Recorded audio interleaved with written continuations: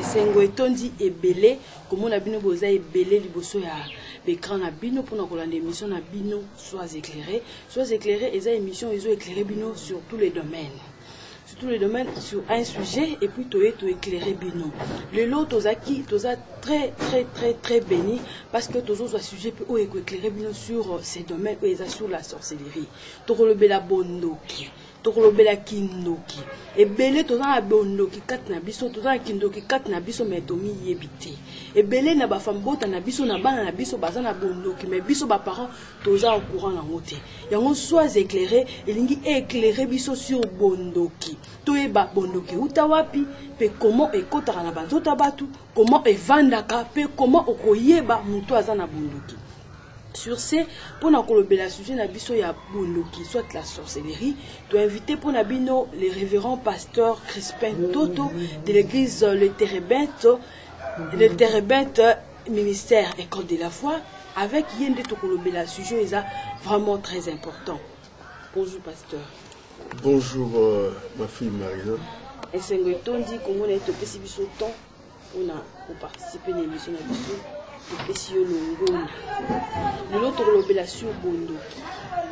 Est-ce que yon di maraki bondoki? Oui, merci. Je crois que j'ai l'okotoko qui peut discuter. Et j'ai appris à solo. Mais ce qu'on a une Bible, que banda Genèse, tin Apocalypse. Et si qu'on a commis la sorcellerie, la Bible est athée. Mais ils ont un terme au Yopé, ils allaient concrétiser que réellement la sorcellerie existe. Surtout la sorcellerie existe parce que Satan Zali, ce qui Satan Zali, il y a un monde de ténèbres, et bien, les prêtres n'aient pas Zali, les acolytes n'aient pas Zali. Donc la sorcellerie existe. Comme la sorcellerie existe, les réels, les réalités, les palpables, et bien, ça n'a pas poussé. Sorcellerie qui bondo les années. Ok.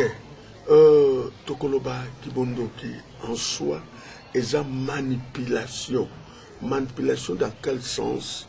Ezali comme mamutu na makambazo sala akokoye bakoka akokipe koye bate. Bondoki lisusu ezo mema batu na stagnation. C'est-à-dire la sorcellerie amène les gens à tourner à rond yakotika la nengemoko à travailler la même chose de temps en temps. Donc, ezali maladie spirituelle, voilà, et la sorcellerie est un organe exécutif, il y a royaume des ténèbres. Je reprends, la sorcellerie est un organe exécutif, il y a royaume des ténèbres.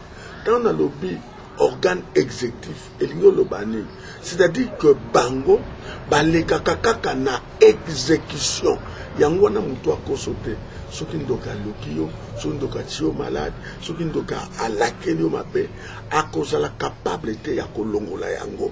L'expérience ezali sur le terrain, na ba délivrance ya ba sorcier, baloba, pe baloba kango, papa c'est topé ce qui est, mais toko kakobo to l'a été. C'est tout ce qui est malade, toko kako kolongola yango te. Bo sambela ponae pour elongo. Pourquoi?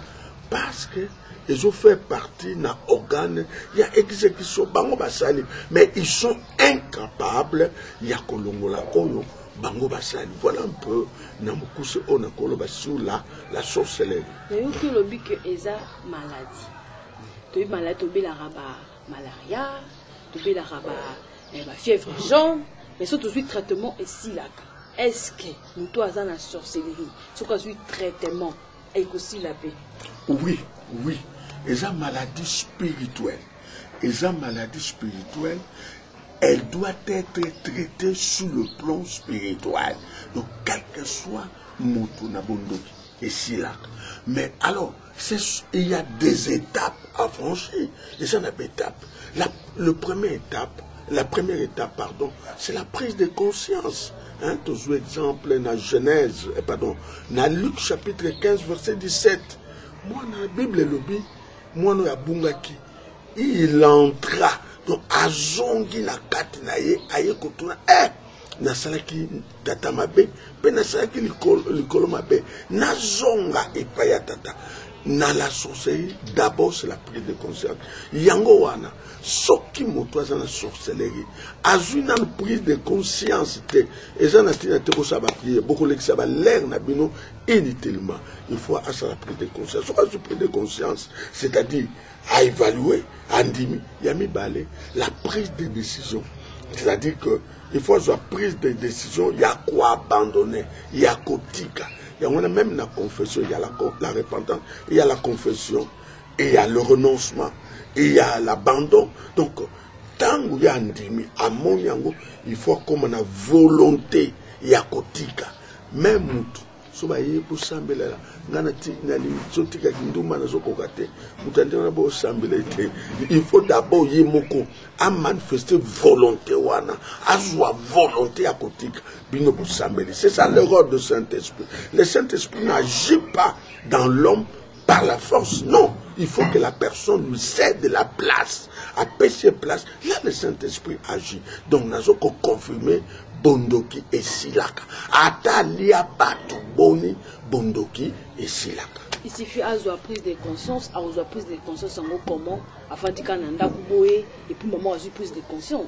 Prise de conscience, il y a petit Bondoki. Du moment où on a sa reine, on a sa princesse, maman a vu un anda kuboé, quand maman a soit prise de conscience. Comment ça se passe la prise de conscience? Prise de conscience, c'est par la puissance de la parole. Bible le dit, il envoya sa parole et la parole est guérie. Sans la parole, c'est rien. Moutako soit par exemple prise de conscience comment Azandoki, Azanaban, Alebango, Alebano, Alebango, c'est quoi se retrouver à Tikali Yemoko, c'est quoi Angaye, pour nous, na salakiko, na lingikotika, na force wana kotikate, parce que c'est une puissance. Pour Attik, il faut une autre puissance. Une autre puissance, c'est la parole de Dieu. La parole est à l'annoncer. La parole, ce que je place, na katna, yangwe kotindaye, Attika. Et yami par les paroles wane koya, pour me mettre la prise de conscience, et qu'on peut c'est assurance. Et qu'on peut c'est assurance que ce qu'a longwe, ce qu'a tiki, a okufate, ce qu'a tiki, bakolanda banyongo na bangote, ce qu'a tiki, bakoya kwa takete. Parce que na sorcellerie zali, ndenge tozo solo la na yo, ndenge tozo lo bambo. Si on a un cas de sorcellerie, il y a la puissance de sorcellerie, zolo bananga, kolobate, kolobate, soko le boko kufa. Yo nga no zozo solaboye, mais voix wana ya puissance éternelle et zo ya kolobana ngai pona nini pona bimate pona tikate. Or la seule puissance est comme c'est la parole. Tango yoki a commis convaincu na maloba et ben maloba na et kopesa ya assurance que soko atiki akokufate soko atiki bakolanda ete parce que Bible est clair Yesu akufa pona biso makila na ye et sopana pona biso et nous sommes assurés que ceux qui a abandonné à cause de la vie tiki no mokolo nzamba bomisengi akozonga na mabe. Ok, à cause de la vie, Timokolo, à cause de la mabele, ceux qui abandonnent Tiki Kindoki Balobi, Kindoki Silaka, Atolia Batebele, Ato Boma Batebele, mais ceux qui ont eu prise de conscience, il y a Koti Kolobi qui a vraiment Bondoki, on a lembi dans un poison sungangate, et Koti Kayope, on a beaucoup à délivrer, Bato Bamona qui on a Bondoki Bakoluko, Bamono PTP, Bao Saloma Bete. Voyez, Bissibiso sorcellerie, ça a des types. Pourquoi Bissibiso, quels sont ces types de sorcellerie? En tout cas, ça c'est une question très capitale et très appartenante. Tout ça, on a deux types de sorcellerie. Premier type, la sorcellerie consciente. Consciente. Donc la personne est consciente de ce qu'elle est en train de faire. A Kendeki, a Zoua Penza Bondoki, a Salelaka Bondoki, a Bimakape. A comme appelé mon continent monde des ténèbres, à bala, à botape, à ça conscient, qui n'a qu'au tapé l'ikelema, à ça conscient, il y a qu'au salo ya lingi, wana, c'est ça qu'on appelle la sorcellerie consciente. Mais il y a la sorcellerie, il y a le deuxième type, c'est la sorcellerie inconsciente, inconsciente. Et ça sorcellerie, oyo, mutu, faculté intellectuelle et stérile. Donc, azana kat na bondo qui m'a évité. Na opé exemple, Par exemple, moi, à quelle classe, amoni bandeko basobi boudin, lipa, comme ça, bazoli na récréation. Il y a sengi lipa. Il y a moneza lipa. A sengi boudin, il y a moneza boudin. Tangu ya le, aïbi kande lipa le boudin. Mais après quelques jours, bazo ya koluka, mais il y a katobima. O éviter, o pesa biso mutu amotu ya. Oh, ndengeni. Mais non, sokota na kati na sorcellerie. Loana est sorcellerie inconsciente. Moi, na kati na libumu pe ya maman, elle peut être en sorcellerie. Mais maintenant, la conscience n'a été à éviter, à botaminango, et bien, à ce qu'on se retrouve. Loana est sorcellerie inconsciente. Mais ce que peut être plus loin, la sorcellerie inconsciente se manifeste par les comportements. Entre les deux sorcelleries, sorcellerie ni nezalaka, mabe makasi. La sorcellerie inconsciente. La sorcellerie inconsciente.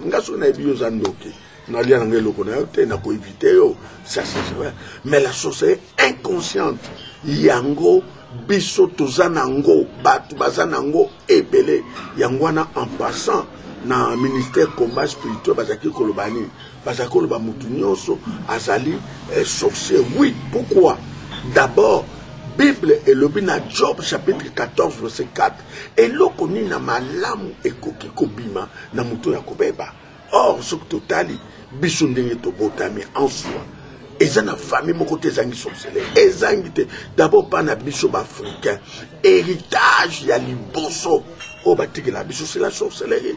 Yango no komona na vie na biso il y a certaines choses aux anango idée. Donc la sorcellerie inconsciente ça se manifeste par le comportement. Alors, c'est ce qui est plus dangereux, c'est la sorcellerie inconsciente. Quels sont la sorcellerie inconsciente? Parce que conscient na yebi ke naza na ngandoki na pungwaka na liaka na misu. Mais inconscient na yebi na ngati. Quels sont comportements? Quels sont les comportements? Oh, komona na muto oui muto ana sorcellerie inconsciente. Quels sont ces comportements? Bah signe ezebele na kotanga par exemple moko el bosso. La haine. Koyina chez les bakong babenga kongo keto eza fongo la munene batu bakozala nango na la conscience na la société inconsciente et oyo ekotisaka pe mutu na niveau ya la sorcellerie consciente. La haine bien aimée koyina mutu à tel point que olingi koyoka ete olingi komona ete malamu akufa ke omona kaye malamu akufa. Mais c'est la sorcellerie. Parce qu'au début tozongi na Genèse chapitre 1 verset 1 tinaba 2 non na 1 par token na verset 26 ça va le créons l'homme à notre image à notre ressemblance. Moto za ressemblance ensemble azali photocopie ensemble aza image ensemble. Mais comment yo oinae la haine na kati malama kufa na mona yeli sute na samotema asukuna sana munduku mina bomiye asukuna sana po azombe na tieliye. C'est la haine, c'est la sorcellerie. Ndeko ya haine toyiko bakisa deuxième signe manque ya pardon. Jamais alimbisa, alimbisa kate pe bolimbisi pona ye alinga kangote ayoka kangote. Il ne croit pas au pardon, il ne sait pas pardonner. Et ça deuxième signe. Troisième signe, la rancune. Oyo mutu abomba makamba bamvula na bamvula pe akoki kolobela bino okanza makambeleka kilobi. Vous avez maman kolobi ke ngana kolimbisa ete parce que na kolimbisa ete na cimetière pas genre ba comportement bongo.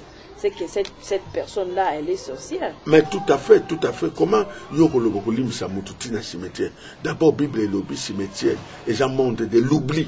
oye belo côté OK libre c'est comment et d'abord on a lingi koloba mutu nini oya offensa mutu te soki ya lobi ko limisa te ya sala mutu moko mabete asala mutu moko mabete alors soka sala mutu mabete là ça va limisa te mais soka sala mutu biso nyonso biso mais ngaza pasteur na peti api batu mabako na loba pe balanga jamais et na kosenga pardon te faut la senga pardon pe na iba ko pardonner et mais soki mutu azo pardonner te il est sorcier aza sorcier parce que le pardon c'est biblique et mais si mutu azo ndima pardon te non azali mutu moko aza kata sorcier inconscience inconscient troisième anazaki koloba rancune kobomba makambo ya mvula na mvula eza na batu akokamata makambo ay magazine na kati na ye et mukola koko bimisa yo non on dit bate donc on est troisième quatrième des paroles blessantes muta pesio parole yaya okofanda même un mois et lelisaka yo kaka ozolela ye pa bati atoleli na lobby na zandenge wana des paroles blessantes. Or ce sont des choses que nous vécons de jour au jour, paroles blessantes. Oui, que la Bible est claire, blessures intérieures et ça traité dans le conseil ya mutute.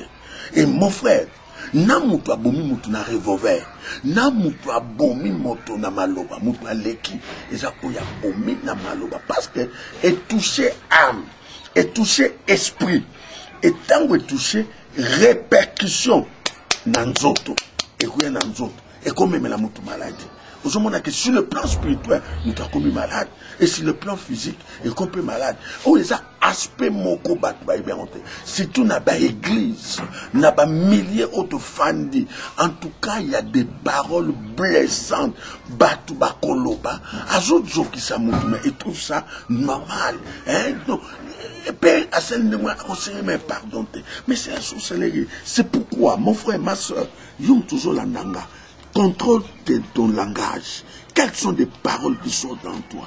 Toutes ces paroles blessantes, mais ça est terrible. Ça fait partie de la sorcellerie inconsciente. Et les mamoussous, il y a sorcellerie qui sont mais qui sont ça viri cette sorcellerie.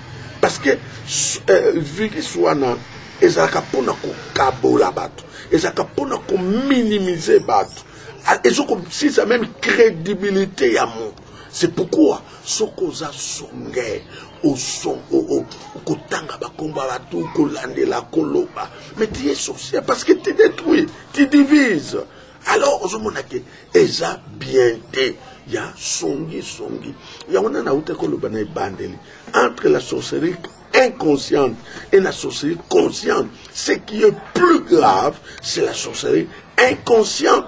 Où ils ont se manifesté n'a pas comportement entre autres les nautiques.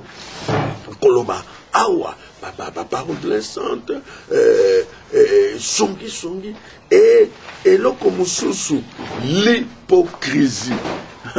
Marina Limu entre la personne qui a la sorcellerie est consciente, n'a hypocrite. Moutaza plus dangereux, hypocrite. Donc, ndimano sorcier, ou la sorcier consciente que l'hypocrite. Or, au Pesanga d'accord, l'élo, l'église, la plupart, 90%, ils vivent en hypocrisie. Et pourquoi ça dans l'église? Parce que depuis une église, il faut changer. Et puis, dans 4 églises, ils ont bomba bateau, dans 4 sorcelleries. Et puis, ils ont kamate, après, ils ont bikati. C'est dû à quoi tout ça? Très bien. Les problèmes, les lots. Les lots dans l'église, il y a des vraies paroles. Les autres, vraies paroles. Non, na pamboli nzambe, na uti, na mona 2 fois. Nazaki na mwanda, nazaki na kinzambo. Na côté, il y a parole, batu bazo lela. Comme ça, na côté, il y a parole, batu bakouy bakolela. Tito, comment qu'il a pris. C'était formidable. Et bah, lui, bah, parole n'a to yokate. Mais là, tout comment la parole, il y a complaisance. C'est-à-dire, ma parole, mon corps, elle s'appelle sabatou. D'abord, on a une église. Péché en soi. Difficilement. Péché. Mais comment parole ya péché ezate, parole à repentance ezate, ndenge social bon la moto. Rien, ya on zo mona mutu aye na église. Bon, aye po abongwa. Akomi kuna, akomi na ikutu église comme na musique, comme na place zo mona nguza normal, mutaza sorcellerie aye, akuti sou ba sorcellerie l'église, basali association confrérie ba sorcellerie. Alors, babandi sou ko combattre la parole. Je crois que l'église doit revenir à la parole, la vraie parole. Peba mema bat na repentance. Bateya masumo. Va décortiquer le péché, les conséquences du péché. Et quand quelqu'un pêche, il doit, il faut avoir conscience à la repentance. Dans la repentance, il y a la confession, il y a la réparation, il y a le renoncement, il y a la réconciliation et la nouvelle vie. Donc, le quoi de fou, ça la la repentance. Yango wana, lelo, et ça passe na mawa. Pour nabiso basan nanzambe, parole, tout tiki pembe. Donc, comme côté ya, la parole moko ya kosepeli sabat. Mariage, voyage, okozwa mbongo, ça c'est pamba. Biloko wana sa conséquence elandaka. Muto ya bongwani na solo. David a fait ce témoignage. J'ai été jeune, je vieillis, je n'ai jamais vu un juste être abandonné, ni ses enfants mendier du pain. C'est ça. Mais tout ça, là, non, lingi, la ministre, ça, là, non, lingi, c'est faux. Merci beaucoup, merci. Toujours lever la bondoki. To côté na marambo église parce que bondoki peut côté na quatre église. Na quatre église bazo ya pour pas changer mais bazo changer. Au contraire, bazo koya ko bakisa péché sur péché na quatre église. La plupart ba responsable mingi o bazana ba haut placé ba vanda ba liboso, mingi batondani na sorcellerie. Yango toujours décortiquer et loko nini et ça la sorcier. Ba ici biso que la sorcellerie est dans deux types. Sorcellerie consciente, la sorcellerie inconsciente. Boki basine, est-ce que vous serez retrouvé dans kata basine, dans kata ba caractère, au ba pesi biso parmi o ya ba sorcellerie. Ba bi sorcellerie coûte bien ça ngo sorcellerie consciente. Consciente na ebi ke naza nga sorcière, na ebi ke naza sorcier. Oh mi yebite, mi kuta na kata ba caractère que caractéristique ba pesi pour na ko reconnaître sorcier. Pasteur Crispin, oyebi si biso que kisongi la haine bon pour na bano baza bana miki le solobi que sorcellerie muso se transmettre na kata moi na bota misika soit moi na za na ba 5 ans 4 ans comment qu'on reconnaître que moi na nga déjà à ça la sorcellerie. D'abord tu vois que la Bible Genèse chapitre 8 verset 21 et le binini mutu ko banda ko bota manaye motema na ye za jamabe c'est ça que la Bible déclare na vous te compensez tout Job 14:4 et l'opini na kati ya mutu ya mabe eloko nini ya malamu kobima kuna elingi koloba bana bazaba zela na kopesa ba voie de sortie comment sortir dans la société na ba voie de sortie et na lingi koloba kaka boye mwana oyo aza muke ke azana sorcellerie c'est ça on pose la question na oh mais c'est facile basi ezana ngo et mususu ekoki kozala aliaka trop mais ayaka munene te akondaka et wana pesa moko ya si soko sasi examen et qui na examen vous trouvez le comme côté pour approfondir. Deuxièmement, asa impoli, très impoli. Abanga kaba mikolote, abanga kaba na mikete, asa capable ya kosala dégâts. Asa le comme côté impolitesse. Alors impolitesse est accentuée. Wana ezape ndenge moko ya mabe. Mususu kizoba na classe kizoba. Bazo tangisa ye a comprendre kate. Beaucoup qui répéter le wana a comprendre te. Il retient pas. Toujours azoaka zoba. Mususu okomonaka asumbi ne lamba mafandi na ye.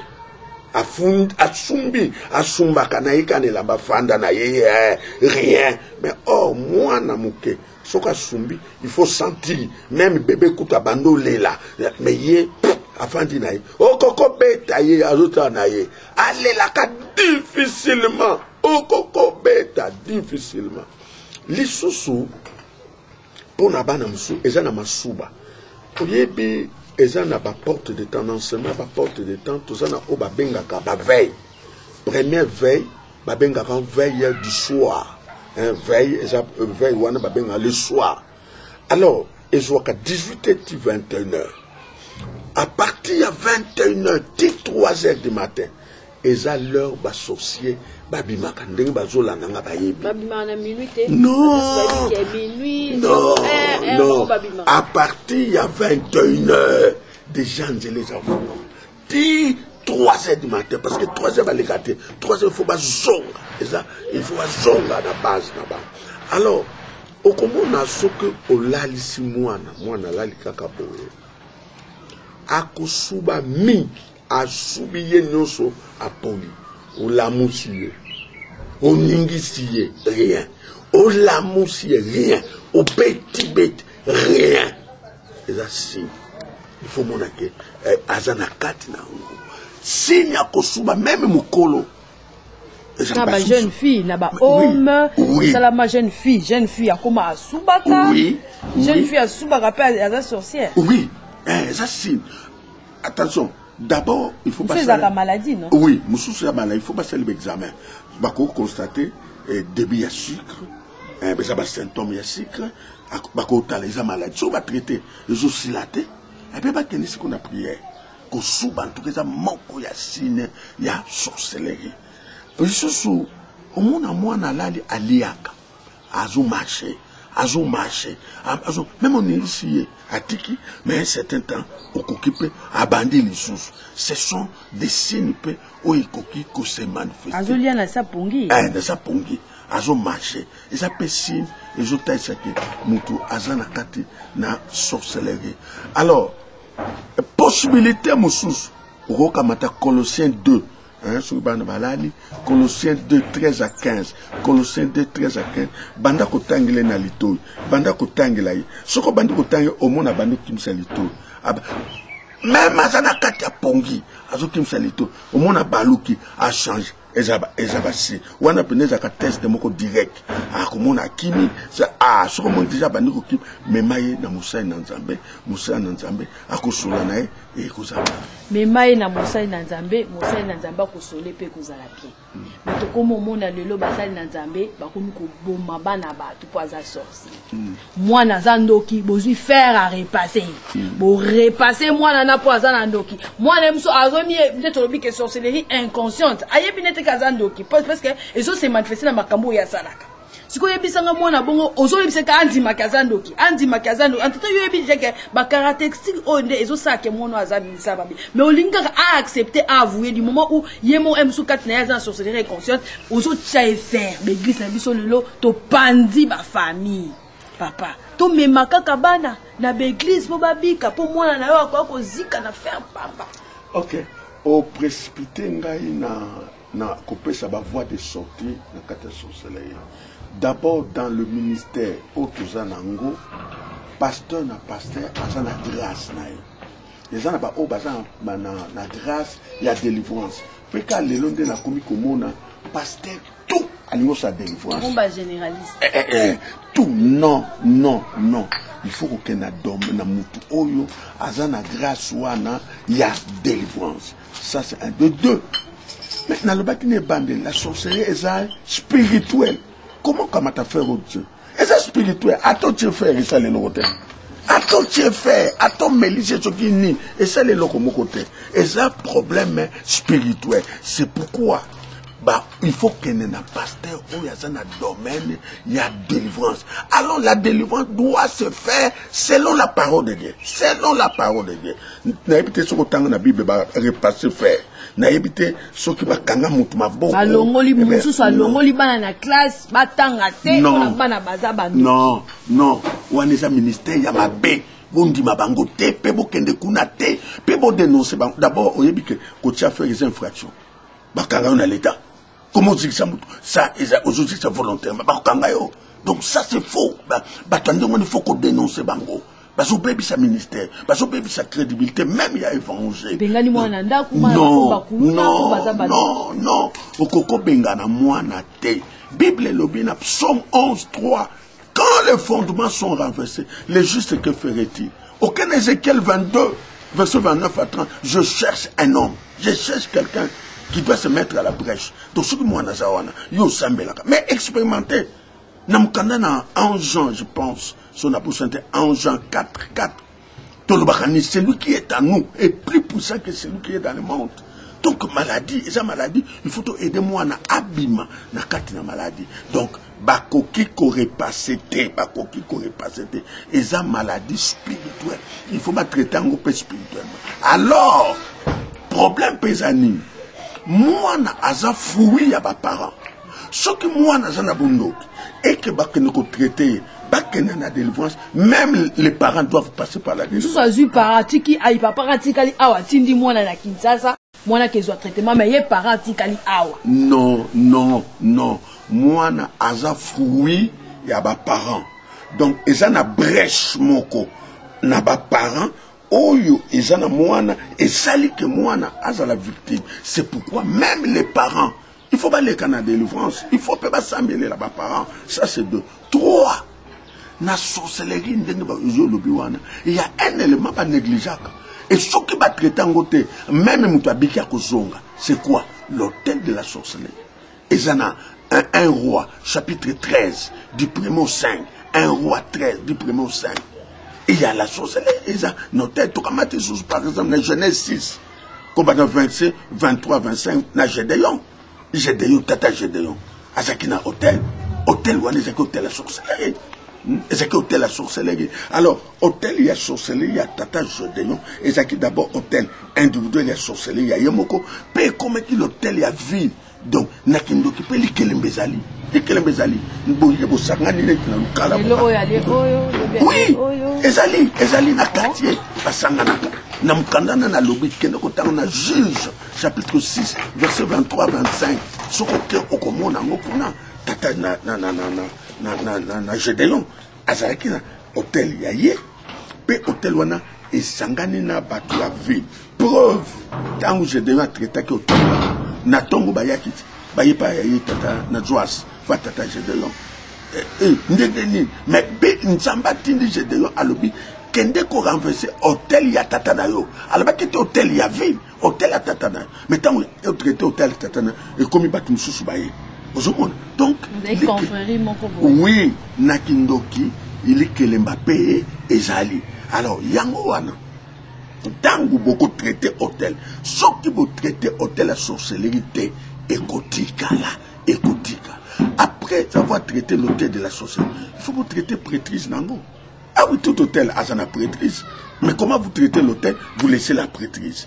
Or, quand vous traitez l'hôtel, vous traitez prêtrise de façon que, et si là, ce que c'est l'hyper pour mon ayango. Donc, moi, je pense que, et ça vraiment n'a pas procédé à suivre pour traiter le gamba sorcellerie. Et ça, c'est le quoi, les lobes, c'est bana, kuna, bandoke, bele. Non. Surtout les sous-sous, ce qui est grave. Maman Koufa, papa Zumosi nous sous-sous, moi son aïe nandaku, a comme côté banana bandoki. Kukukolo bani, pour na makambo, ils ont les canabas foyer et belé surtout dans le local. Non, bana bazali, bana bazaba victime à Pamba. D'abord, maman na yem taza sorcière. Ya yeko aye na libana, akuti bana, alinga bana ona. Comment bana ko boaka bango? Pe bana ba koma sorcière ndeni. Abano pesa bango biloko na muke. Bazola lanzala. Il 3 jours voilà. Alors je peux ça bango mais qu'on provoquer maladie. Au moins l'autre ndota mabe sera la muki banana bazabandi. Na lingo yebisa yo marinette changu na mutu. Et loko pe na zo bana ba téléspectateur. Mutu nyonso na vie soko alinga kayote aloti lo malamu te. Mutu soko alinga kayote akolote la yo malamu te. Et loko na foko ye bango. C'est normal ayini bana wana.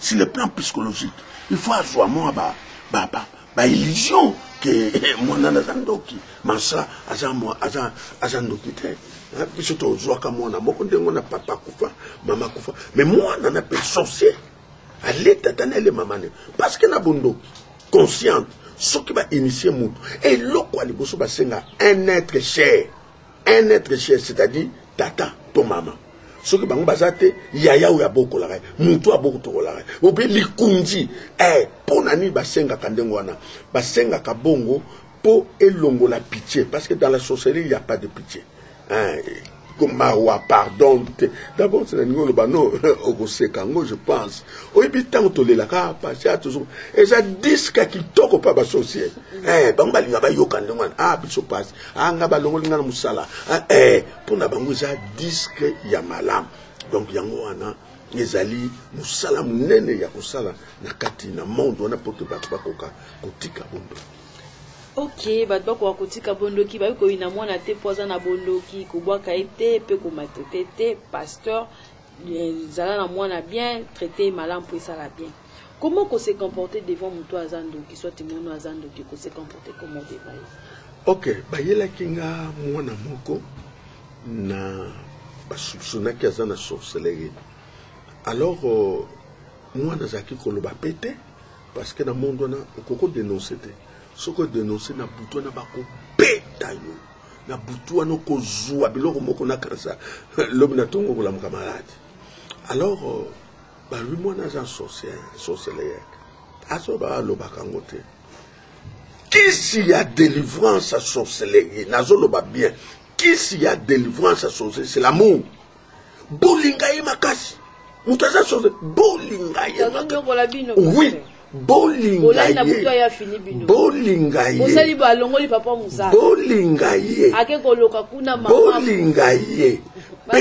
bolingaye pe bo aider na parole na sakini nabi papa chaque pot quoi soit comme moi nana bobimaka bokendeke na ba supermarché tout ça et là nous allons se somber la caille bimisakai basala sorti na kasa 3 fois comme ça. Troisième fois, basomi bazobimobo, moi na fongol motem. Abando yebisa papa. Papa tala. Oh, on a monde de ténèbres. Ce que déjà moutou a dénoncé, processus à délivrance bandi. Alors na tangwana, bo aider moutouana, il sera délivré. Et to edaka lelo gaswana abika. Ici là. Donc ezate bo boaka, bo kangela, bo petele to bamsu. Tongo etani mona yo yaka. Au monde qui au Kenya le banane ayaka no au contraire vous avez soutenu moi na sur babandi ko initier bino vous avez encourager à compter na initiation d'avance un sorcier vous avez détaillé vous avez essayé sur mon thème malibanga ako comme incrédule ako lobate bino vous avez pété en sorte bino vous avez kanzo tant bino vous avez détaillé comme naie par exemple tortue torti rien azana kati ya karabaso o bambina yo ndem tozo kemba yete moi le boro pe vimbi o bazala bon mais mon apaso le latin azole la tazo tala mais c'est ça donc c'est pas ça ko beta non parole ko manifester amour partager ensemble même souffrir moko azali social tout ça ko lier ensemble n'inviter qui est ensemble, il était sorcier, tout ça ensemble, mais Kolia wana eda qui est un jour à fond la peine mon thème et tout sambele laye lelo akoma malam. Voilà. Pour terminer, quelles sont les voies de sortie pour notre bondoki? Merci. Pour notre kobima na bondoki c'est simple. D'abord la prise de conscience, aux à la conscience. Oyo kamalo bananzambe ndima délivrance eza solo fungola motema na yo joie décision ya ko abandonner pesala na assurance soko tiki bakoboma yo te yesu akobomba yo yesu akobatela yo yesu akozala na yo. C'est pourquoi nous devons écouter la parole de Dieu. C'est pourquoi il faut s'auto-sepela na maloba na nzambe. Bien-aimé, ndenge boye kolanda, tu bozui opportunité oyo ya kolanda émission oyo eza par hasard te. Nebite soko sana mwana, asana sorcellerie, nebite yomoko soko sana ngo, mais sorcellerie eza possible et si là na vie na yo, na vie ya ba d'abord na ngo episode na episode ne banden. Il faut yeba yango ba famille to sorcellerie ezali eza héritage avant d'aller fongoler la et puis que social ngo kufa kene na bondo kité biso tsagere ah kei totikali non ba kende kité ya kei atika ngona mutu moko kutubino bochaka kate soit na mwana moko akosilisa bino ale lebo ko sutuka boba déjà ya sa salama kama koma musika mais je sais une chose, il envoya sa parole et la parole les guérit.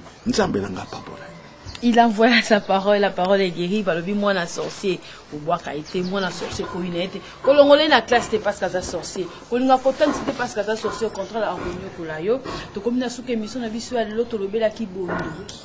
Na kolobela bondo qui to invité qui pour na bino passer Crespin Toto les révérends passer Crespin Toto église ministère école de la foi qui PCP Kinshasa yazaki na biso pe boyoki en na nyonso ayebi ko bisa biso ko bisa ba vérité sur la sorcellerie. Vous allez kebele ko landa biso passer Crespin Toto ko na suka contact bato biso ba ko na ba contacter yo ba mona yo wapi ba trouver wapi. Merci contact nanga ezali plus 243 81 24 74 041 plus 243 81 24 74 041 plus 243 85 32 35 698 plus 243 85 32 35 698 siège Nabiso ezana Kinshasa na balabala Makanza 60 entre avenue Chaba Gambela na commune ya Ngiringi pe toza isusu na Kimpese na entrée ya Sinat kaka be na coin wana le musicien école de la foi toza wana sokoye okuta na biso tokosola na yo pe tokosunga bino musala na biso yango wana. Merci beaucoup. Comme on dit toujours, les bonnes choses ne durent pas. Nous sommes arrivés à la fin de notre émission d'aujourd'hui. Marie-Nan Nzebo était à la présentation de cette émission d'aujourd'hui. Je vous dis au revoir. Restez toujours branchés à suivre et soyez éclairés là pour vous éclairer sur tous les domaines.